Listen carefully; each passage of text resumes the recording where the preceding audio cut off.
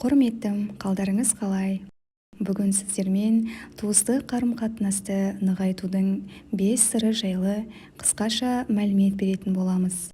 Алдымен каналға тіркеліп, лайк басып, пікір қалдыра кетіңіз. Бірінші, қазақ неге туысын бауырым дейді. Ата-бабамыз туысы жаман туғанын жамандайды дейді. Біз үшін әр ісі өнеге болған пайғамбарымыздың оған Алланың игілігімен сәлемі болсын, өміріне бір үңіліп көріңізші. Ол оған Алланың игілігімен сәлемі болсын, адамдарға дінді жеткізіп, ақиқатты айта бастаған тұста руластары оны таспен ұрды. Ізіне түсіп, тыныштық бермеді. Оған қарсы шыққандардың қатарында өзінің туысқандары да бар еді. Алайда көркем мінездің иесі болған пайғамбарымыз оған Алланың игілігімен сәлемі болсын, көкесі Әбу Тәліп пен исламды қабылдамаған басқа да жақындарымен байланысын үзген жоқ. Ол оған Алланың игілігімен сәлемі болсын, расында менің әкемнің әулеті қамқоршыларым емес, менің шын қамқоршым тек қана Алла және ізгі мүміндер. Бірақ олар менің туысым және мен оны өз дәрежесінде сақтаймын деді. Демек, адам туысын таңдап алмайды. Біз жақындарымызбен олар бай не кедей, жақсы не жаман болған үшін емес, Алла бізді туыс қылып қойған үшін араласамыз. Қазақ неге туысын бауыр, бауырым, ет жақыным дейді деп ойлайсыз? Немесе неге бата бергенде басымыз аман, бауырымыз бүтін болсын деп тілек айтамыз? Себебі бауыр деген адамға ең жақын ағзалардың бірі. Туыс бауыр бүтін болса, елде аман, жұртта тыныш, мамыражай күн кешеді емес пе? Сондықтан жақындарымыздың жанын жараламай, ағайынды алаламай игілік істейік. Туысына игілік істеген адамның күнәлары кешіріледі. Бірде бір адам Алла елшісіне оған Алланың игілігімен сәлемі болсын келіп, мен үлкен күнә жасап қойдым, тәубе жасауға мүмкіндігім бар ма деп сұрайды. Пайғамбар оған Алланың игілігімен сәлемі болсын, сенің анаң бар ма дейді. Ол жоқ деп еді.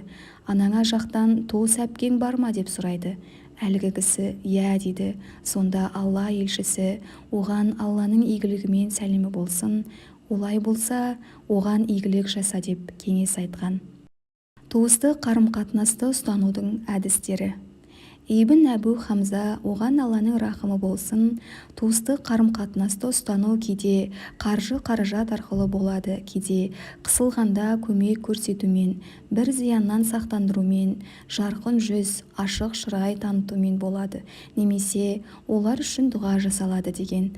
Ал имам Науаи оған Алланың рахымы болсын, туыстық қарым-қатынасты ұстану бұл туыстарға игілік көрсету. Бұл туыстық қарым-қатынасты ұстануды ниет етушінің мүмкіндіктеріне және туыстардың қажеттілігіне қарай, кейде мал-мүлікпен, кейде қызмет көрсетумен, үйіне барып қал жағдайын сұрасумен, кейде жай ғана сәлеммен және басқа да іс-әрекеттермен болуы мүмкін дейді. Сонымен ғалымдар ұсынған туыстық қарым-қатынасты ұстануға арналған мынадай әдістер бар екен. Үйлеріне барып қал жағдай сұрасу, сыйлық беру, мәселелеріне қызығушылық таныту, араларындағы жағдайы төмен жандарға көмек көрсету, үлкендерін құрметтеу, жағымды әрі мейірімді қарым-қатынас ұстану, үйге қонаққа шақыру, жетістіктері мен табыстарына қуану, қайғысы мен уайымына ортақтасу, олар үшін Алладан жақсылық сұрау, қызғаныш, көре алмаушылық сезімдерін жеңу, өзіңе қалағанды оларға да қалау, ауырған жағдайда жағдайларын сұрап бару, олар туралы жақсы ойлау, шақырса қабыл алу, ислам діні туралы насихат айту, Алланы үнемі естеріне салу, жақсылыққа шақырып, жамандықтан тыю, тағы басқалары. Туыстарым маған қиянат жасаса да, олармен қарым-қатынасты үзбеуім керек пе? Адамдар арасында мен қанша жақсылық жасасам да, туыстарым маған қиянат жасайды. Ағайынмен алыстан сыйласқан жақсы, мұндай туыстың болғанынан болмаған артық деген секілді пікірлер жиі кездеседі. Сондықтан осындай ойдың кесірінен көп адам өзінің қаны бір қандасымен ат құйрығын кесісіп көрместей болып жүргені де жасырын емес. Тіпті бір-бірімен соттасып жүрген бауырларды да көзіміз шалып жатады. Бұл әрине руханиятымыздың жұтаңдығының көрінісі. Әйтпесе қазақ бір-бірін өкпеге қиса да өлімге қимайтын, сенен аяғанымды ит жесін деп жарты нанын жақынына бөліп беретін халық еді ғой. Қазақта жақсылыққа жақсылық әр адамның ісі, жамандыққа жақсылық ер адамның ісі деген сөз бар. Иә, кемшіліксіз адам болмайды. Жақсы адам деген мүлде кемшілігі жоқ адам емес. Жамандығынан жақсылығы көп адам. Сондықтан кейде кемшілікке кеңшілік танытып, кешіре салуға, таспен атқанды аспен атып, адамгершіліктің көркем үлгісін көрсетуге, сол арқылы өзгеге үлгі болуға тура келетін сәттер жиі кездеседі. Біліңіз, екі адам араздасса үнемі ақылдысы кінәлі болады. Себебі ол ашуын ақылына жеңдіріп, ең бірінші кешірім сұрайды. Ал кешірімді бірінші боп сұраған адамның сауапқа алдымен жететіні хадистерден белгілі.